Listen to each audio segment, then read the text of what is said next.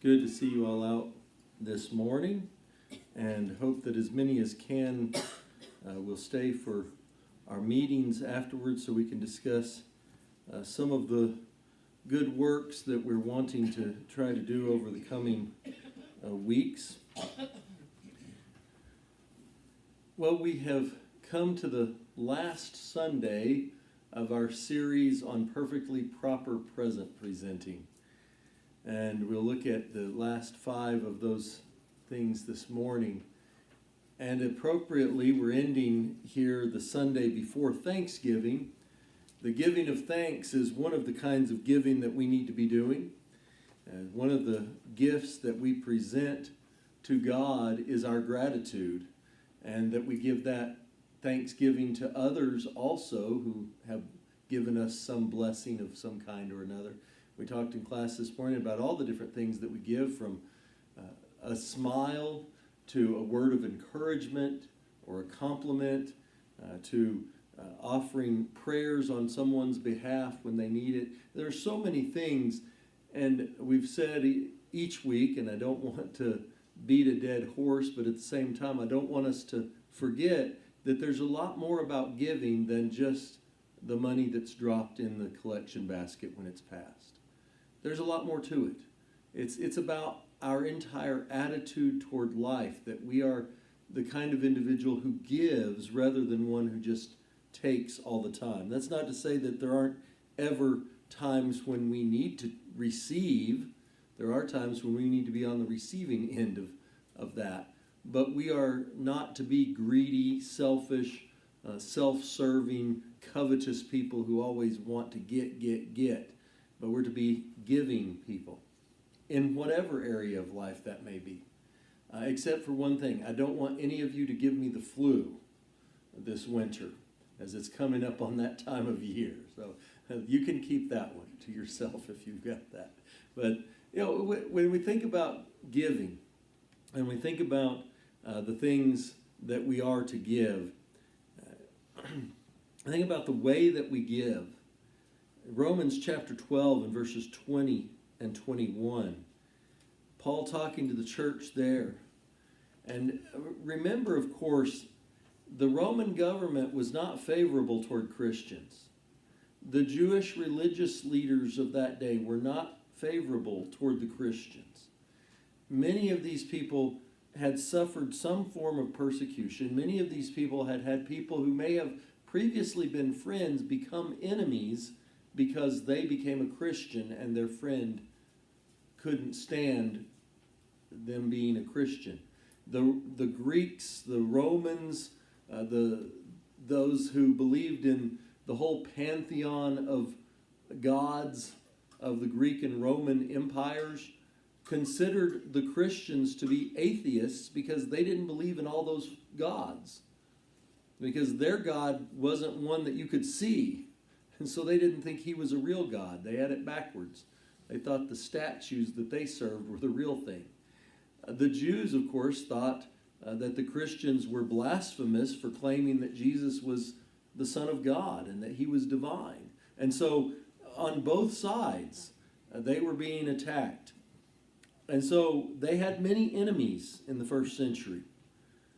And yet Paul says, to the contrary, so he's been talking about vengeance and not taking vengeance on those who mistreat us.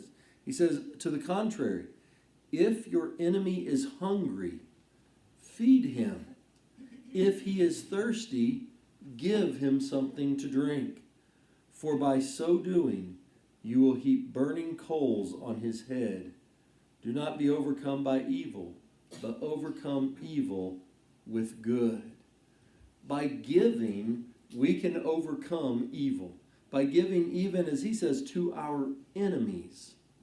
Now, we don't want to do that many times to our enemies. We don't even want to give to the people that we don't like. We only want to give to those people that are closest to us, or to those people who've already given us something. Well, they gave me something, I'm going to give them something in return. But God showed real love in that he gave to us while we were his enemies. He gave his son. While we were living in rebellion to him, when we were fighting against him, he gave his Son to die for us. And so we want to be like God, not just giving to those who've given to us, but giving even to our enemies. Give them something to drink if they're thirsty. Give them something to eat if they're hungry. And we may turn that enemy into a friend. That's the best way to do it. The best way to defeat enemies is by making them your friends. Well, as we consider then, let's just briefly go back over all of the things that we mentioned in the last 3 weeks. That our giving, for it to be proper and pleasing to God, it is possible, it is practical, it would be pleasing to Him if we have the right attitude. It is to be profuse and properly pointed. It's paradoxical. You give and you receive. It's personal. It's private. And yet at the same time, it's also public. It's profound. The things that can be done by giving. It's multiplied. God multiplies those efforts. It is profound what He can do with it. It's proportional. Proportional to what we have. We can't give more than we have. We can't give all that we have, or then we would have to have somebody give back to us. It's patterned. There's an example in the scriptures to follow. It's purposeful. It's to be used in a certain way. It's got to have a purpose. It's got to have a reason. And we were talking about that, and that's part of what our meetings today after worship is going to be about. What is the purpose? What are we going to do with some of the funds that we have? How are we going to spend that money to reach out to others, to help grow God's kingdom, to bless other people as well? It's a purposeful thing. Then it is to be predetermined. And we talked about in class this morning, that doesn't mean that there's never a situation where you just spontaneously give someone something or that you spontaneously give. But there needs to be a plan for it. It needs to be predetermined and planned out. But there may still come times where there's an emergency that needs to be taken care of. Somebody needs something right then. And of course it is pleasant. There are blessings involved with it. There's a joy that bubbles up in your heart when you see something given and received, and you see the joy and the happiness. Kind of like watching a child open a gift and play with the box. But it's just one of those things that there's pleasantness in our giving. We want to continue then with the last of the things. So the 16th of our 20 things is that it's profitable. Now, that doesn't mean that we should think about giving, I can make money by giving. But it is true that we're going to benefit from it. Now, not that profitableness doesn't necessarily mean if I give $100, I'll get $150 back or anything like that. It's not necessarily a return on investment as we would think about in investing with the bank or with mutual funds or things like that. It's not like that. The profit many times is a spiritual profit, not necessarily a monetary profit. But look, for example, at what Paul says in Philippians 4, verses 14 through 17. Notwithstanding, ye have done well, that you did communicate with my affliction. Now you Philippians know also that in the beginning of the gospel, when I departed from Macedonia, no church communicated with me as concerning giving and receiving, but you only. When he uses this word communicated in the King James, what he's really talking about is giving. He's talking about financial support. The church at Philippi financially supported him. They gave with the giving and the receiving he talks about. And they were the only ones supporting him at that time. He talks to the church in Corinth about the fact that he robbed other churches to be able to preach the gospel to them. And Philippi was one of those churches he was robbing. And he didn't really mean he was stealing money, but he took money from those other churches so that he could devote himself to preaching the gospel to the church at Corinth. Because they didn't have the money to support him. And so he says then in verse 16, for even in Thessalonica, so here's another place, in Thessalonica, he needed something. He said, you sent once and again unto my necessity. So at least 2 occasions while he was in Thessalonica, they sent funds to help him out. He says, it's not because I desire a gift, but I desire fruit that may abound to your account. So he tells the Philippians, you're going to profit from this. You're going to get fruit from this. That fruit is going to abound to your account. Not actual apples and pears and oranges and bananas. That's not what he's talking about. Not that kind of fruit. But the fruit of the Spirit, but also the fruit that's going to abound to their account in heaven. They're going to receive riches and glory in heaven because of them helping Paul when he had those needs. And then in 1 Corinthians 13:3, he says, though I bestow my body, all my goods to feed the poor, and though I give my body to be burned, if I have not love, it profits me nothing. Well, the inverse of that, the idea then is, it will profit him something if he does it with love. So if we give just because of some selfish reason, then that's all we'll get out of it. But if we give in love, in charity, then that's going to profit us something. Now that doesn't mean we're going to get interest in money back into an account. But that's the idea. We have to give something to benefit from it. There's a story that is told called Priming the Pump about a hiker who was out hiking and thirsty and couldn't find any water. Finally found an old house that was abandoned, and there was a pump there. One of those old pitcher pumps. And they pumped and pumped and pumped, couldn't get any water to come out. Then saw a little small jug of water. And at the top there was a little note that says, pour this water into the pump to prime it. Now at first he thought, I just could drink this jug of water and get my water. But he finally decided, well, I'll go ahead and follow the instructions. So he followed the instructions, poured the water in, primed the pump, pumped the pump, got the water flowing, and then of course refilled the jug with the water from the pump and put the cork back in it and added to the note, believe me, it really works. You have to give it all away before you can get anything back. You got to pour that water in to prime that pump. Paul said, he who sows sparingly will reap sparingly, but he who sows bountifully will reap bountifully.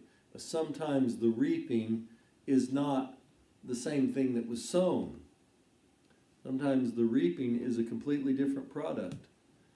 You plant a bunch of acorns. In 100 years, somebody on down the line can reap some oak wood to build something with. It probably won't happen in your lifetime. Oaks grow pretty slowly, but we do things like that. We plant one thing to get something else sometimes. And so we need to learn that lesson, though, that we are going to receive a profit of sorts from our giving if it's done properly and with a good attitude and in love. Then we want to notice that our giving must be Pharisee passing. The Pharisees, we give them a hard time. We pick on them a lot. But they were considered by most in their day to be the most religious people that there were.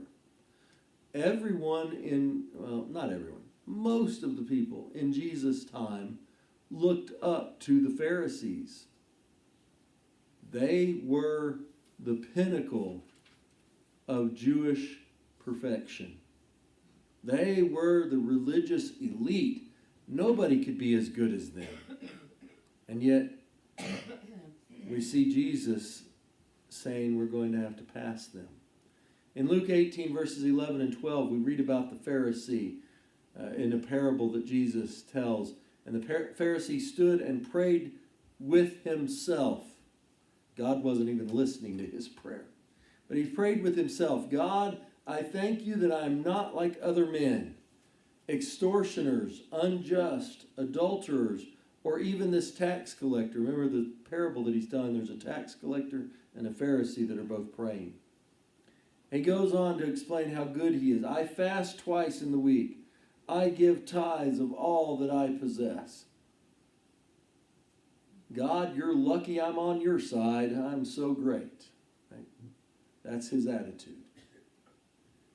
I remember a story told about a preacher preached on that parable and talked about the arrogant attitude of the Pharisee and how I thank you, I'm not like other people, all these things. And then the closing prayer, the fellow that led the closing prayer said, we thank you, God, that we're not like the Pharisee in that parable. I kind of missed the point. But look at what he does. He fasts, he gives, he's not an adulterer, he's not an extortioner, he tries to be just. He brags about his now, and we'll assume that these things that he says about himself are true. He's trying to be a good, godly person. And he's proud of that. He's proud of himself for being such a good guy. But notice he gives tithes. He gave 10% of everything.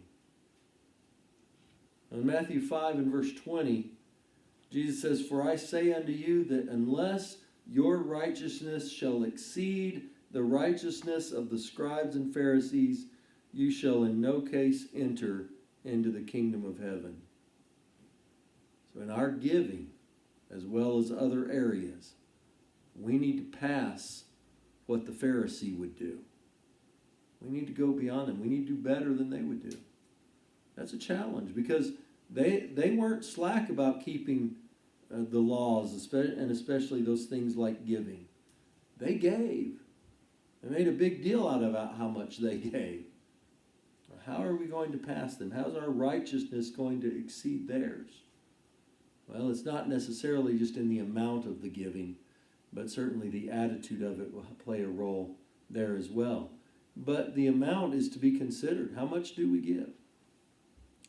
Average giving in the United States, and this is not just church giving. Actually, some of these statistics are just church giving. Right? The next one. Sorry, this is church giving, but all kinds of churches, all religious groups. The average in 2024 was $46 per person per week. Now, consider though, only 6% gave every week. Another 18% gave monthly, and the rest gave very weekly. They gave occasionally. They gave less often than once a month. So only 24% were even regularly giving at least once a month.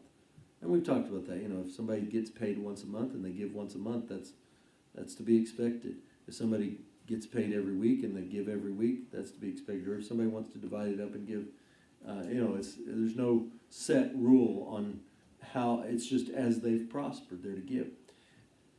But 46 per person per week, that's $2,383 per year that the average church attender gave. And I don't know who calculated all these statistics.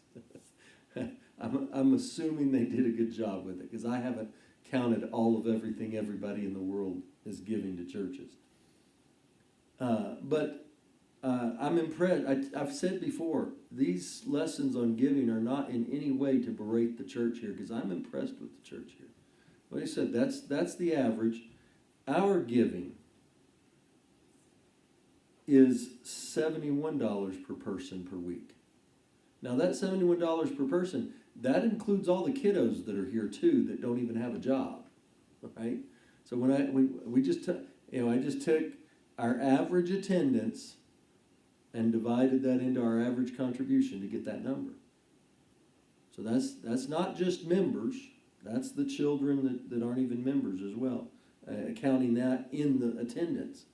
So that little fellow back there, not giving much money, but he's here, so we count him as here. And he gave an average of $71 when he's been here, but I don't think he put it in the plate, right? So that's the way averages work, though. But so that's $3,692 per person per year. That's not bad. That's pretty good. That's better than the average. The average was $2,383. Well, that's pretty good. I mean, well, it's better than average anyway. How good it is may depend on, and obviously not every person gave $71 a week. Some people gave more, some people gave less.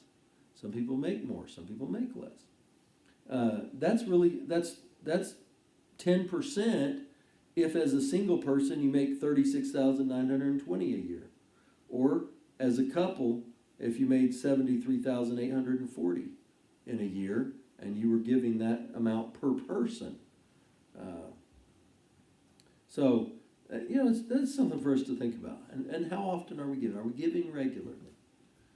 If we miss a Sunday, do we just keep that money and pocket it, or we bring it back the next week? Or just, I didn't give this week, keep that one. How do we do that? But this is the kind of thing we think about. Am I giving like I should? Am I surpassing the average? Am I passing the Pharisee in what I'm doing with this? And again, it's not a thing to, I'm so proud because I'm doing better. I can be proud of you, but we need not be proud of ourselves. Paul boasted about the Corinthian church and how they were eager to want to give, but he didn't encourage them to be bragging about themselves, but he was bragging about them. I don't mind bragging about other people. That's okay. We can be proud of somebody else and brag about them. We're just not supposed to be proud of ourselves and brag about ourselves, right? So this is the idea. We want to pass the Pharisees in what we do. We want to be better than average. We want to be striving to be the best that we can be. And one of the ways that we do that is by our giving. It's just one of the many ways, obviously, because that's the topic of this lesson. We talk about some other ways some other time. Then the 18th thing that we want to consider is that our giving is to be progressive. Now, I know progressive has some bad connotations to it. But the word progressive simply means progressing in a forward direction. And that's a good thing. We should be growing, in other words, in our giving, not going backwards. We should be moving forward with it. And so we think about that. In 2 Corinthians 8, in verses 5 through 7, Paul says, "And this they did not as we hoped, but first gave their own selves to the Lord and unto us by the will of God, insomuch that we desired Titus that as he had begun, so he would also finish in you the same grace also. Therefore, as you abound in everything, in faith and utterance and knowledge, and in all diligence, and in your love toward us, see that you abound in this grace also." He's talking about that giving. He's talking about the Macedonian church. We talked about him bragging about Corinth to other people. Now he's bragging to Corinth about Macedonia. Look, they gave themselves. And he said, I want you to grow like that. I want you to abound in your giving. If you're still giving the same as you were 20 years ago, you're not growing. If you just know the same Bible verses now that you knew 20 years ago, then you're not learning and growing and studying more. Well, if you're still giving like you were 20 years ago, you're not growing in that area. God wants us to abound in our knowledge, in our faith, in our diligence, in our love, and in our giving. Keep growing in those areas. And this is one now, we talk about sacrificial giving. Growing our giving to the point of sacrificial giving. And this is one of these is about church. One of them is just general charitable giving. the church ones, Christians, just that's the generic, all churches, everybody that calls themselves a Christian, are giving an average of 2.5% of their income, right? This was in 2024. Obviously, the last year we have statistics for. 2.5%. During the Great Depression, it was 3.3%. That's not growing. If during the Great Depression people were giving over 3%, and now we're giving less than 2% or less than 3% now, we're going the wrong direction, aren't we? We have, can you imagine how much more we have than they had during the Great Depression? Some of you might be able to barely remember when you were a little kid how bad that was. There's no comparison to what we have now. And yet then they were giving more than now. It says something about the materialism of our society today. It says something about the greed and covetousness and the unwillingness to share and to give to others. On the secular side of things, just charities in general, households that make under $50,000 a year gave an average of 14.2% of their income to all charities, whereas households with greater than $500,000 incomes gave only 3.9% of their income. That's odd, isn't it? The people who had less gave a bigger percentage of what they had. Because you'd think, if they could live on 50,000, then the person who has 500,000 lived on 50,000, they could give a lot. But it seems like the more we have, the more we want to hold on to it.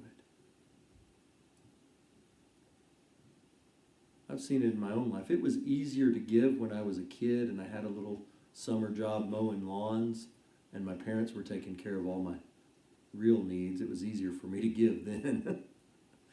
It's a little harder later, isn't it? Changes. Story is told about one man who came, he was teaching and preaching about giving, and he said, when I was a young man, I had 50 cents, and that was all I had to my name. He said, I gave it to the Lord, and He's blessed me, and now I'm a multi-millionaire. One of the fellows in the back pew stood up and said, I dare you to do it again. Oh, it was a lot easier to give that 50 cents, wasn't it? Than it would have been to give those millions. But our giving needs to be progressive. It needs to be growing. It needs to be moving forward in a good way. The fourth of the things today, number 19 in all, is that it is pension preparing. A lot of our, we have investments. We prepare for retirement, put money away for when we're going to retire. Hopefully going to retire. Some of them, will I ever? I don't know. But what about our ultimate retirement? What about our pension in heaven? Are we putting money away for that? In Matthew 19, verse 21, Jesus tells the rich young ruler, if you will be perfect, go and sell what you have and give to the poor, and you shall have treasure in heaven, and come and follow me. He could give here and store it up there. That sounds like a pretty good deal, doesn't it? Give it here, store it up there where it can't get taken away or stolen or lost or anything else, or have inflation eat away at it, or have the collapse of a government eat away, make it disappear, or anything like that. And yet, that rich young man went away sorrowful, because the Bible says he had great riches. But I think one other way you could word that is because he thought his riches were great. and he wasn't willing to give them up. And we talked about in class this morning, Jesus wasn't telling the man, go become a homeless guy with no money at all. He was just saying, give, go and sell. You've got more than you need. Go sell it and give it to somebody that doesn't have anything. Help them. Luke 12 and verses 33 and 34, Jesus tells his disciples, sell what you have and give alms. Provide yourselves bags which do not wax old, a treasure in the heavens that does not fail, where no thief approaches and no moth corrupts. For where your treasure is, there will your heart be also. There are some people who don't want to leave earth for heaven because their treasure is here.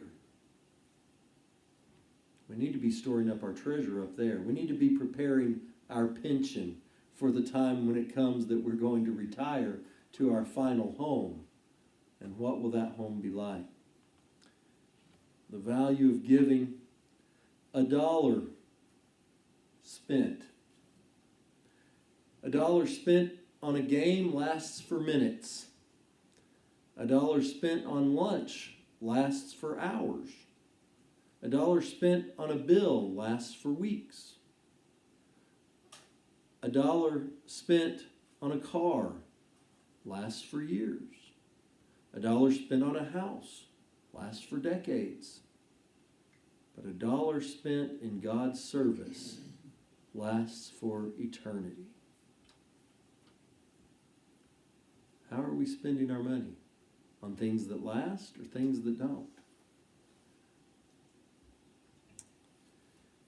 Now, obviously, we have to spend that $1 on lunch or we'll starve to death and none of the rest of those things will get spent at all. So, it's not to say that we don't spend money on any of those other things. It's just that we remember they're temporary and the money we spend on them goes away quickly. But money that we spend in service to God lasts for eternity.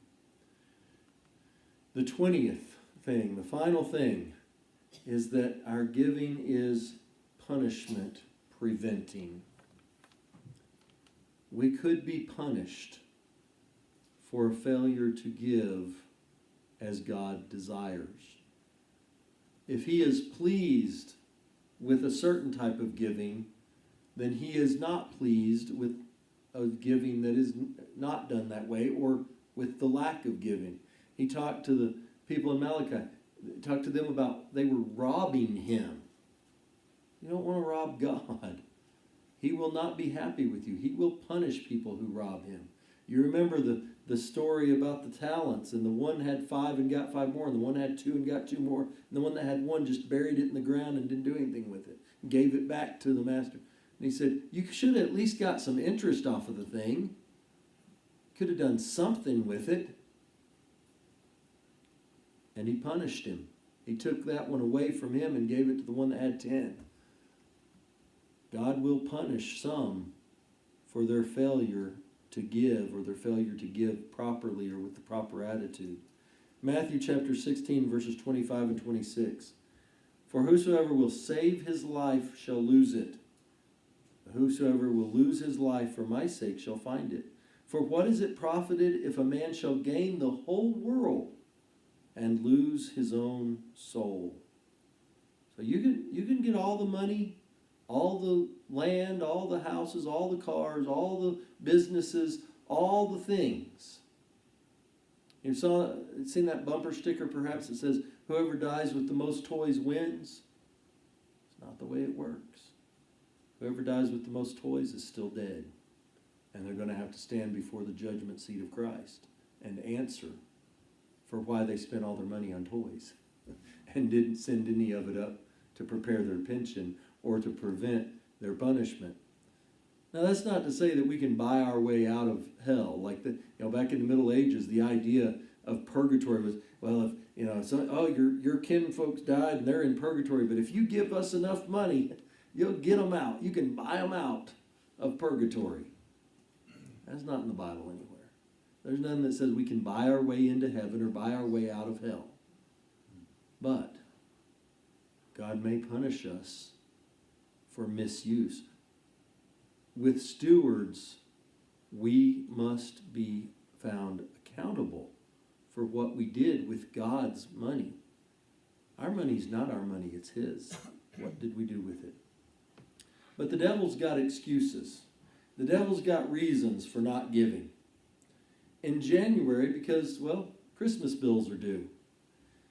In February, because, well, it's cold, or fuel bills, and cars to upkeep.